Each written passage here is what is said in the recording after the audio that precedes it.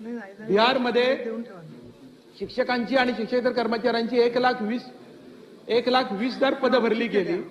त्यातली 20,000 पदं ही त्या राज्याच्या बाहेरची होती आणि महाराष्ट्रातल्या 85 जणांना नोकऱ्या लागल्या बिहारमध्ये लागल्या बनसोडे साहेब, महाराष्ट्रातल्या तरुणांना। आणि आपली एकी भरती सुरू झाली नाही आणि आपण कंत्राटी पद्धत चालू ठेवली आहे। यदि बिहार कर सकता है तो महाराष्ट्र क्यों नहीं कर सकता? नितीश कुमारांच्या राज्यामध्ये महाराष्ट्रातल्या मुलांना, म्हणजे पूर्वी असं व्हायचं की बिहारचे तरुण महाराष्ट्रात नोकरी, मुंबईत नोकरी शोधायला यायचे।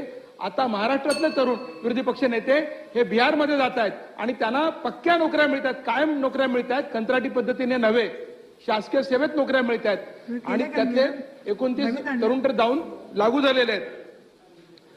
85 जणांना शिकून नोकऱ्या मिळालेल्या आहेत।